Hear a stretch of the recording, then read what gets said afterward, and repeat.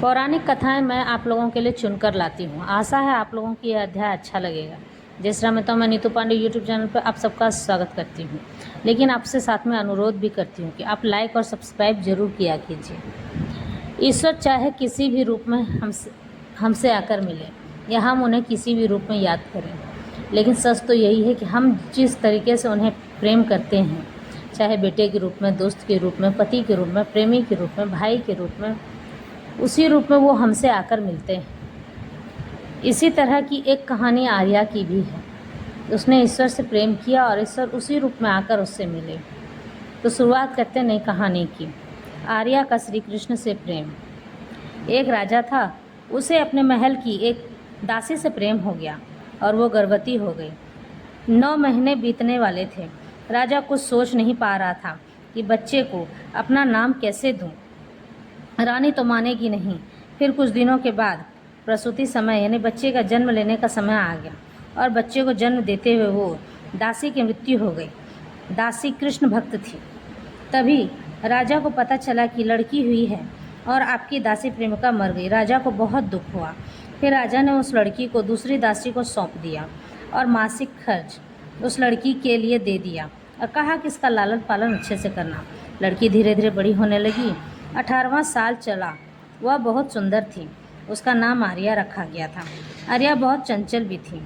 सभी के साथ हमेशा घुल मिल कर रहा करती थी और उसकी सूरत उसके पिता जैसी थी और व्यवहार माँ जैसा मिलनसार। जो आर्या की दासी माँ थी, आर्या को कभी राजमहल नहीं जाने देती और सोचती कि अगर आर्या को पता चला कि यहाँ के राजा उसके पिता हैं और ये सब बात मैंने उससे छुपाई है, तो वो कहीं मुझसे घृणा न करने लगे।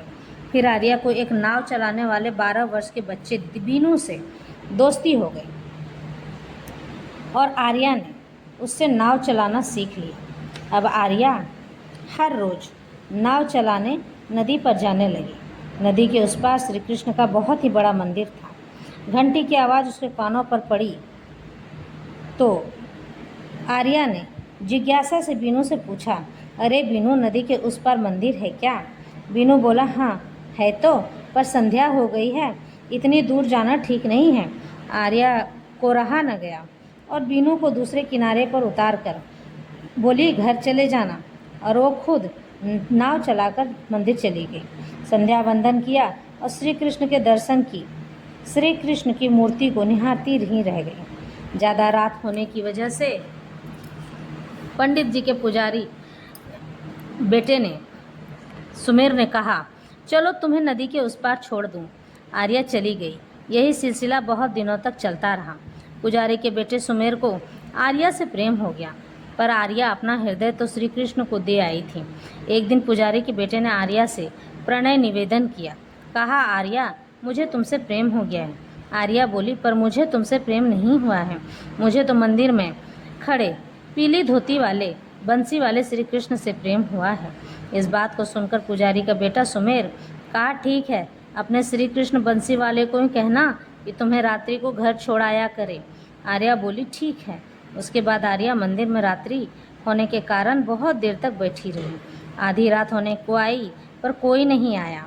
जब ब्रह्म मुहूर्त यानी 3:30 बजे, तो जिस तरह से आर्या ने श्री कृष्ण का गुणगान किया था पीली धोती बंसी वाले की, उसी तरह प्रकट हुए। श्री कृष्ण और आर्या को पकड़कर नौका में ले गए, फिर उसे घर छोड़ाए।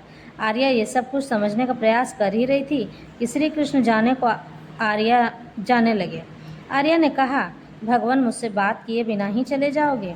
श्री कृष्ण बोले, मैं इतनी देर नाव चलाकर तुम्हें घर पहुंचाया, पर तुमने मुझसे बात नहीं की। अब जा रहा हूँ तो शिकायत कर रही हो। बिल्कुल प्रेमी की तरह व्यवहार कर रहे थे भगवान। आर्या समझ गई और उनके गले से लिपट गई। श्री कृष्ण ने भी अपनी बाहों में भर लिया। उसके बाद आर्या हमेशा श्री कृष्ण का गुणगान करती रही और लोगों को उनकी कथाएं सुनाती। लोगों में गायकी और श्री कृष्ण कथा को जगह जगह जाकर गाने लगी।